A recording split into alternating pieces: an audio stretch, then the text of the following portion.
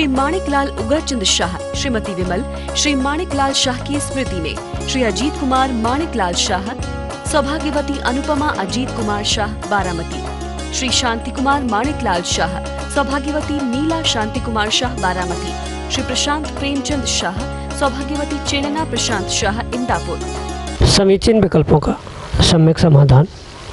सम्यक ज्ञान की एक अनूठी विधा जो हमें प्राप्त हो रही है, जिसके माध्यम से हम अपने जीवन को परिवर्तित करके और अपने लक्ष्य को प्राप्त कर सकते हैं। समीचीन विकल्पों का सम्यक समाधान एक निर्ग्रंथ गुरु के मुखारविंद से प्राप्त होने वाला एक ऐसा कार्यकारी उपाय जो हमें निश्चित ही हमारे मन में उठने वाले प्रतिदिन के उन विकल्पों को शांत करके और एक सम्यक बोध प्रदान करने वाला है।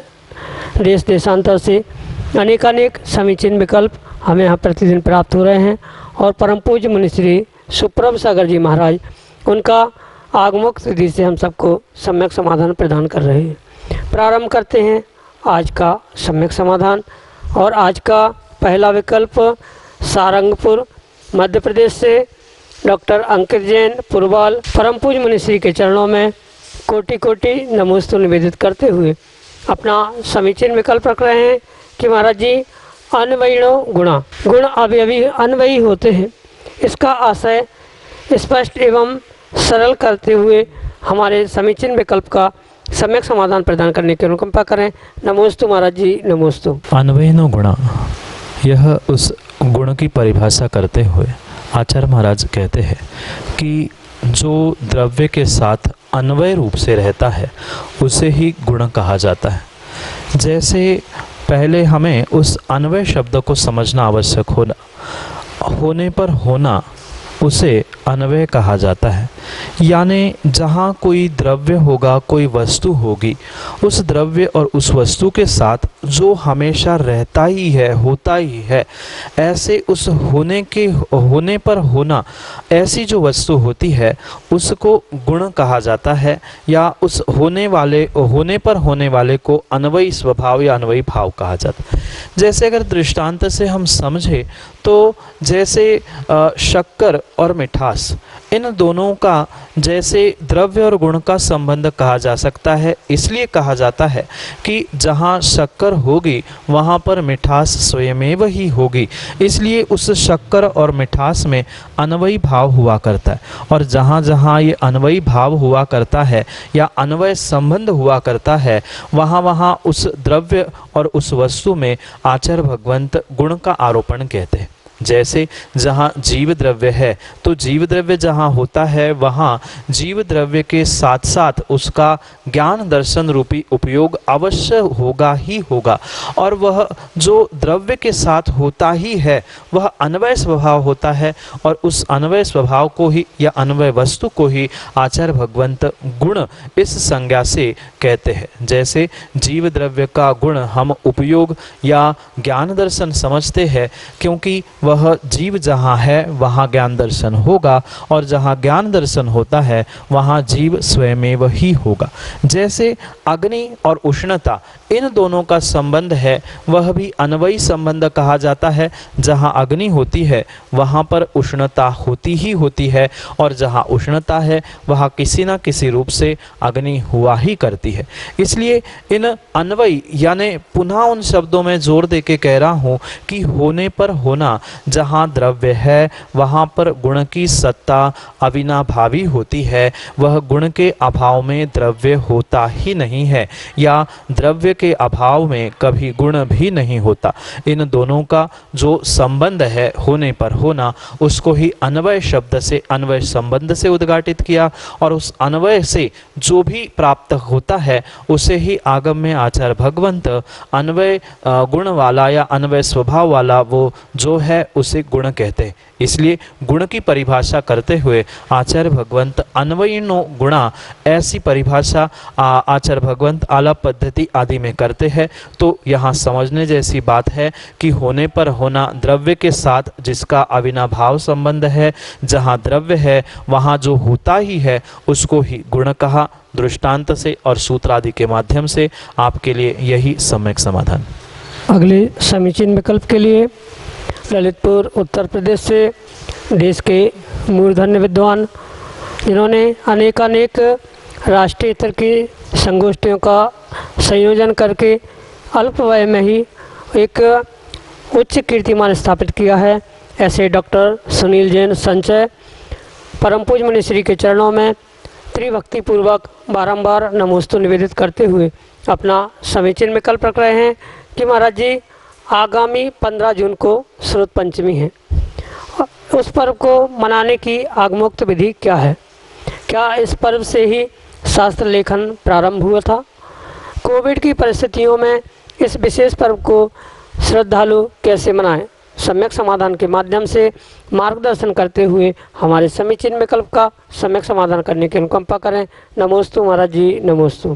पंचमी ये जो पर्व हम मनाते हैं परिपूर्ण रूप से यह एक नैमित्तिक पर्व है, जहाँ उस श्रुत के लेखन के निमित्त से जो हमारे लिए ये निमित्त प्राप्त हुआ, जो कई वर्षों तक जिस श्रुत का लेखन नहीं हुआ था, ऐसे उस श्रुत के लेखन को जिस दिन पूर्ण करने का सौभाग्य प्राप्त हुआ था, या जिस दिन जिसे हम षटखंडागम कहते हैं, जो मूल हमारे जैन दर्शन का आगम है, आधार है, सिद्धांत है, ऐसे इस ग्रंथ को जिस दिन लिपिबद्ध करके संपूर्णता को प्राप्त कर दिया गया, उन भूतबली आदि महाराजों के निमित्त से इस पर्व के निमित्त से ही प्रतिवर्ष हम इस श्रुत पंचमी पर्व को बहुत हर्षोल्लास से मनाते हैं। और वर्तमान में इस कोविड की छाया सभी हमारे पर्वों पर, त्योहारों पर पड़ती जा रही है,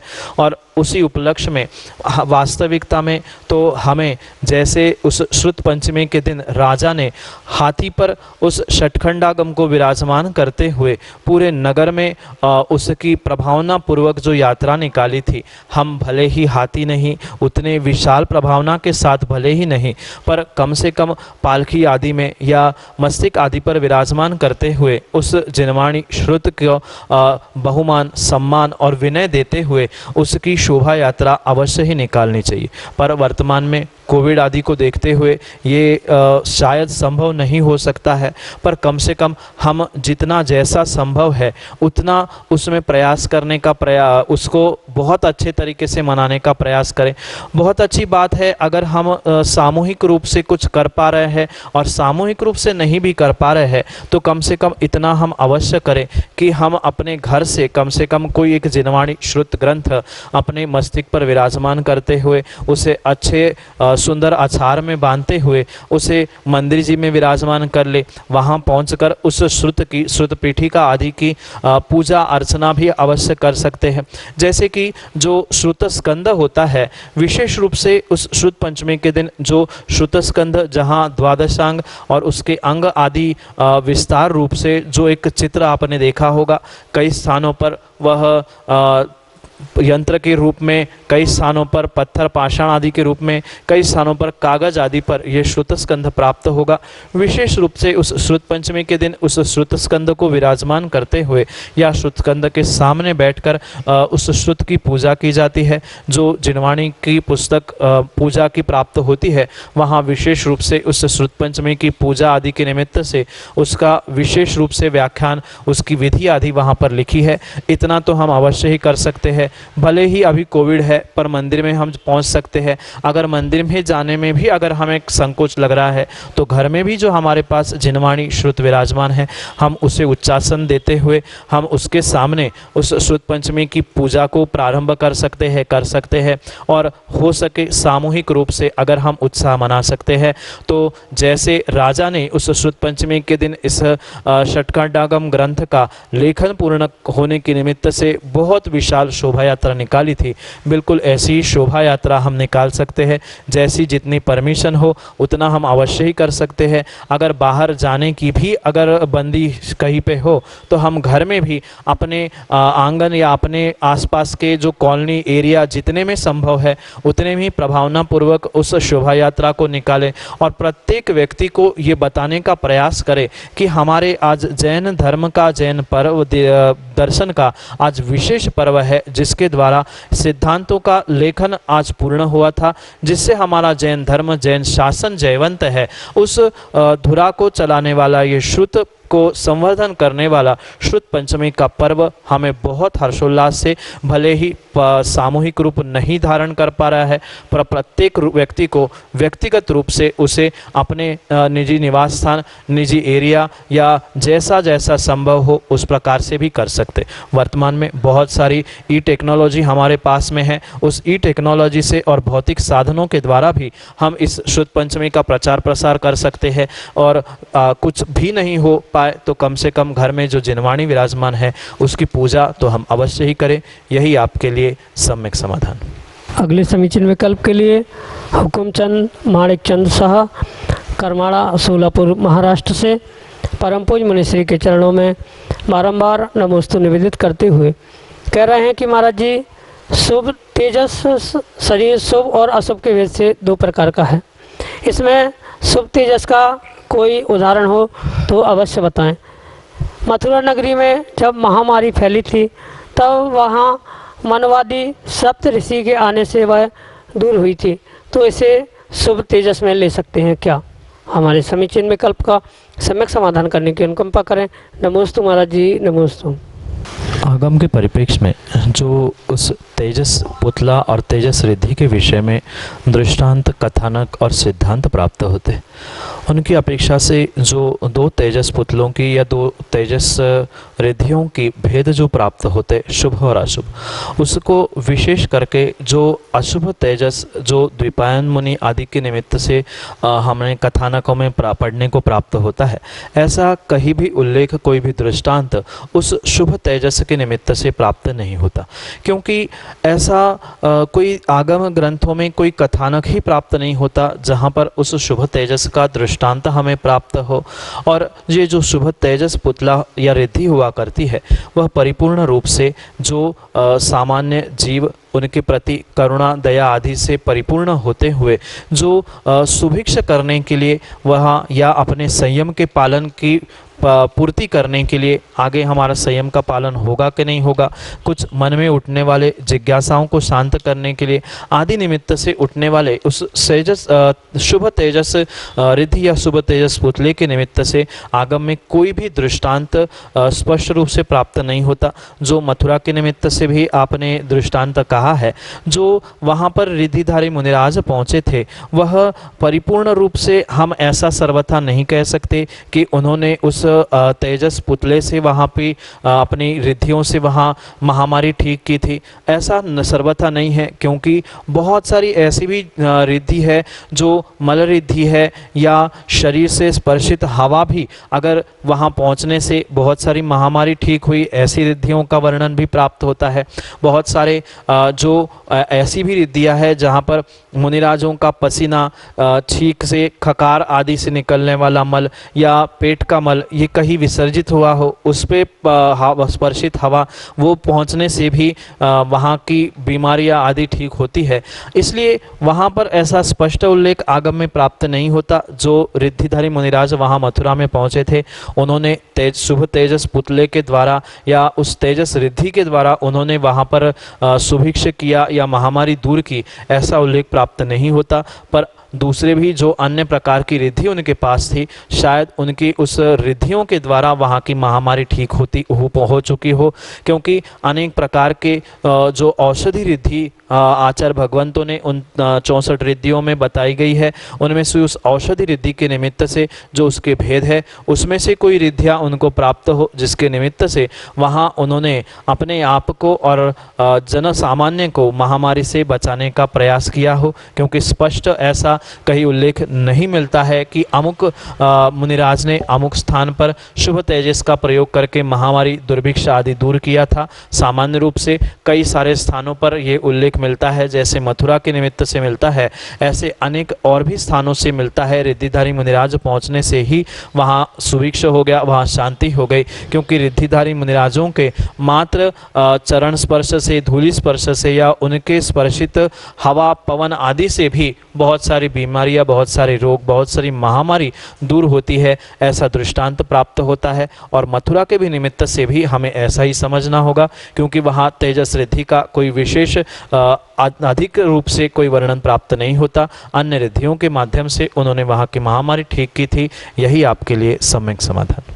सिद्धार्थ जैन, दादावाड़ी, कोटा, राजस्थान से परम पूज्य मुनिश्री के चरणों में बारंबार नमोस्तु निवेदित करते हुए कह रहे हैं कि महाराज जी, छुल्लक जी एवं एलक जी सफ़ेद चादर और लंगोटी पहनते हैं और कोई कोई लाल रंग के पहनते हैं, ऐसा क्यों? हमारे समीचीन विकल्प का सम्यक समाधान करने की अनुकंपा करें। नमोस्तु महाराज जी, नमोस्तु। कौपिन यानी लंगोटी के साथ साथ जो खंड वस्त्र को पहनता है उसे शुल्लक कहते हैं, और उसमें से ही जो मात्र लंगोट कौपिन को पहनता है, जिसके पास खंड वस्त्र नहीं होता है, उसे ऐलक कहते हैं। जो कटोरे में या थाली में भिक्षावृत्ति से आहार ग्रहण करता है उसे आगम के परिप्रेक्ष्य में शुल्लक कहते हैं, और वे ही जो अपने कर पात्र में मात्र कौपिन पहनकर बैठकर आहार करते हैं उन्हें ऐलक कहा जाता है। उनके निमित्त से जो ये वस्त्रों की रंग आदि की व्यवस्था प्राप्त होती है आगम ग्रंथों में, तो वहाँ तो मात्र वस्त्र की व्यवस्था बताई है कि जो शुल्लक होते हैं वह दुपट्टा और लंगोट पहनते हैं, और जो ऐलक होते हैं वे मात्र लंगोट पहनते हैं। ये वस्त्रों की व्यवस्था आगम ग्रंथों में तो प्राप्त होती है, पर उसके विषय में, उनके रंगों के विषय में कहीं भी आगम ग्रंथों में कोई व्याख्यान प्राप्त नहीं होता।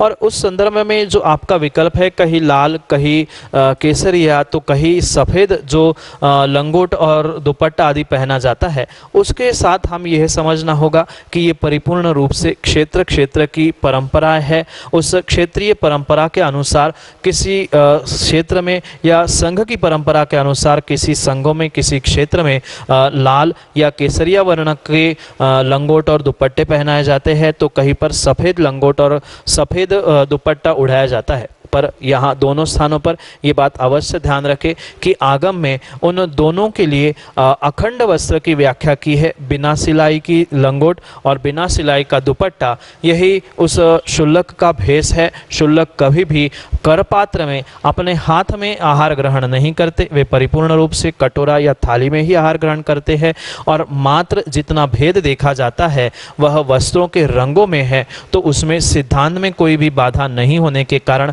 वह विकल्पनीय या विचारणीय नहीं है। ये क्षेत्रीय और संघीय परंपरा के निमित्त से रंगों में भेद है। यही आपके लिए सम्यक समाधान। रोमेश जैन, छोटू, ललितपुर, उत्तर प्रदेश से परम पूज्य मुनिश्री के चरणों में बारंबार नमोस्तु निवेदित करते हुए अपना समीचीन विकल्प रख रहे हैं कि महाराज जी, गुरु का चयन कैसे करें? हमारे समीचीन विकल्प का सम्यक समाधान करने की अनुकंपा करें। नमोस्तु महाराज जी, नमोस्तु। गुरु जो हमारे जीवन के अंधकार से अपने जीवन के रुख को जो बदलने वाला होता है, वह उस गुणता से रुख बदलने वाला, जीवन को सुधारने वाला, जीवन को बदलने वाला गुरु हुआ करता है। और शायद जो जिस अपने जीवन में गुरु को प्राप्त नहीं करता, उसका जीवन वास्तविक सही दिशा में शुरू भी नहीं होता। इसलिए जिस व्यक्ति को, जिन व्यक्तियों को अपने जीवन में सुधार या अपने जीवन को बेहतर बनाना है, सुखी बनाना है, उस प्रत्येक जीव को अपने जीवन में कोई ना कोई एक गुरु अवश्य ही बनाना होगा। अवश्य ही उस गुरु का चयन करना उसके लिए अनिवार्य है। क्योंकि जैसे वर्तमान में बहुत सारे व्यक्ति, बहुत सारे जीव होते हैं, वह अपनी प्रत्येक दिल की बात, अपनी हृदय की, अपने भीतर की बात शेयर करने के लिए कोई ना कोई एक मित्र की खोज करते हैं, और उस मित्र की खोज करते करते वह अपने एक ऐसा सच्चा पक्का मित्र बना लेते हैं जिससे को अपने हृदय की, दिल की कमजोरियाँ, अच्छाई, बुराई सब कुछ बयान करते। ऐसे ही एक सच्चा गुरु जीवन को दिशा और दशा देने वाला होना परम आवश्यक है, जो हमारी गलतियों को सुधार ले, जो हमारी बुराइयों को ठीक कर ले, जो हमारे भीतर अच्छाई को प्रदान करे। ऐसे एक गुरु की बहुत अनिवार्यता, आवश्यकता नहीं कह रहा हूँ, एक बहुत अनिवार्यता इस काल में हमारे सामने है। मात्र इसी नहीं अपितु प्रत्येक काल में आचार्य भगवंतों ने जैसे सच्चे देवशास्त्र गुरु का व्याख्यान किया है, वहाँ पर वो एक परम गुरु की आवश्यकता प्रत्येक जीव को अपने जीवन को सुधारने के लिए बहुत ज़रूरी है। जैसे बचपन में घर में ही जैसे लौकिकता में कहा जाता है माँ ही उस बच्चे की गुरु है। जब पढ़ाई करने के लिए, लौकिक शिक्षा के लिए कोई पहुंचता है, वहाँ पर वह जो अध्यापक होते हैं, टीचर्स होते हैं, वह कुछ काल के लिए उसके गुरु होता है। पर ये तो मात्र कुछ समय के लिए हमें मार्गदर्शन करने वाले गुरु हो सकते हैं, पर सच्चा दिगंबर निर्ग्रंथ गुरु ही हमारे लिए गुरु हो सकता है। क्योंकि आपने गुरु के चयन के बारे में पूछा है, तो मात्र हम माता पिता को गुरु मानकर नहीं समझ सकते हैं, या किंचित भी जो गृहस्थ अवस्था में लौकिक शिक्षा देने वाले जो गुरु है, उनको भी हम सर्वथा गुरु मानकर जीवन को बदल नहीं सकते। एक सच्चे दिगंबर निर्ग्रंथ गुरु ही, जिन्होंने अपने गुरु से दीक्षा, शिक्षा सब कुछ प्राप्त किया है, ऐसे ही गुरु हमारे लिए एक जीवन में गुरु का स्थान प्राप्त करने के लिए योग्य हो सकते। जैसे बहुत सारे स्थानों पर यह कहावत है कि पानी पियो छान कर और गुरु बनाओ जानकर। ये परम सत्य है। मात्र गुरु को ही जानकर नहीं, अपितु हमारे आचार्य भगवंतों ने भगवान की भी परीक्षा की है, जिनवाणी की परीक्षा की भी व्याख्या की है, और गुरु के चयन में भी बहुत बड़ी व्याख्या करते हुए स्पष्ट रूप से कहते हैं कि गुरु को भी बनाने से पहले हमें जानना चाहिए कि क्या मैं उस गुरु के शिष्यत्व को निभा सकता हूँ, क्या जिसको मैं गुरु बना रहा हूँ वह मेरे शिष्यत्व को पालन कर सकता है, या मैं उसका शिष्यत्व धारण कर सकता हूँ। इन सभी का विचार करके ही व्यक्ति को हमारे अपने जीवन में गुरु बनाने की आवश्यकता है। अन्यथा हमने देखा से कि मैं किसी के कहने पर किसी को गुरु बना लिया, और वहाँ पर हम गुरु के पास तक अपने हृदय की बात पहुँचाने के लिए पहुँच नहीं पा रहे हैं, या गुरु के पास समय ही नहीं है कि हम अपनी बात उनको पूरे दिल खोल के बताएं। ऐसे कभी भी गुरु का चयन नहीं होना चाहिए, जिसको हमारे लिए यानी शिष्य की अपनी हृदय की बात, कमजोरी, प्रायश्चित आदि लेने के लिए सुनने का समय नहीं है। जो हमारे लिए भी समय दे, जो जिसके लिए हम भी समय दे सकते हैं, वास्तव में उसी गुरु का चयन हमें करना होगा। जैसे कि बहुत अच्छी बात हमारे गुरु ने सिखाई थी, जिसके लिए मैं निभा सकूं और जो मुझे निभा सके, ऐसे ही गुरु शिष्य के संबंध को हमें प्राप्त करना होगा। क्योंकि मात्र दीक्षा लेने से ही शिष्यत्व हो, ये ऐसा सर्वथा नहीं है। दीक्षा जो लेता है वह तो परम शिष्य और गुरु का संबंध को प्राप्त करता ही है, पर एक बिना दीक्षा लिया हुआ गृहस्थ भी किसी गुरु का शिष्य अवश्य ही हो सकता है। पर वह भी चयन करते समय हम ये समझे कि गुरु बनाने से पहले हमें जानना चाहिए कि हम और गुरु इन दोनों का ये जो श्रद्धेय संबंध है, समय बीतने पर, कुछ विषमता आने पर उस संबंध में खटास नहीं आए, ऐसा पक्का निर्णय करते ही हमें श्रद्धेय संबंध बनाते हुए उस गुरु का चयन करना होगा। अन्यथा अगर किसी स्वार्थ के वशीभूत, भीड़ भड़के को देखकर या अन्य कोई बहिरंग रूप देखकर हमने किसी को गुरु बनाया, किसी गुरु का चयन किया, तो हो सकता है समय बीतने पर, जैसे ही समय बीतता है व्यक्ति का स्वयं का पुण्य पाप कर्म उदय में आने लगते हैं, वैसे ही सामने वाला बदलता हुआ दिख जाए तो व्यक्ति कहने लगता है कि गुरु बदल गए हैं। तो ऐसा विषय नहीं हो, इसी प्रकार से हमें गुरु का चयन करना चाहिए, और इतना विश्वास गुरु के प्रति, इतना समर्पण गुरु के प्रति होना चाहिए कि अगर हमने अपना जीवन उस गुरु के चरणों में सौंपा है, तो गुरु ने जो जब जैसे कहा है हमें बिल्कुल वैसा कार्य गुरु के सामने, गुरु के समक्ष में करना चाहिए। अन्यथा हमारा गुरु बनाना या हम उनके शिष्य बनना ये किंचित भी कार्यकारी नहीं हो सकता। इसलिए जो गुरु का चयन करना चाहता है, सबसे पहले व्यक्ति अपने स्वयं का बोध करे, स्वयं का निर्णय करे कि मैं क्या इस गुरु का शिष्य बनने के लिए योग्य हूँ। फिर उसके बाद ये निर्णय होने के बाद फिर गुरु के विषय में समझे कि मैं जिस स्वभाव का हूँ या मेरी परिणति जैसी है, क्या मैं उस गुरु के सामने अपना निभाव कर सकता हूँ या गुरु मुझे निभा सकता है। इन सभी का निर्णय करके ही सच्चे दिगंबर गुरु को ही हमें गुरु बनाना होगा। पर ये बात भी बहुत अच्छे से छोटू भाई समझना कि हमारे लिए नमो लोये सव्वसाहुणम की अपेक्षा से प्रत्येक दिगंबर साधु सबसे पहले गुरु की कोटि में आना आवश्यक है, और फिर उसके बाद जो विशेष रूप से हमारे जीवन को सुधारे संवारे दीक्षा शिक्षा आदि देने वाला जो होता है वही हमारे लिए एकमात्र गुरु हो सकता है। पर नमो लोहे सव्वसाहुणम की अपेक्षा से सभी दिगंबर साधु हमारे लिए गुरु है। जो हमसे ज्येष्ठ श्रेष्ठ है वह ज्ञान दर्शन चारित्र में वे हमारे लिए गुरु है।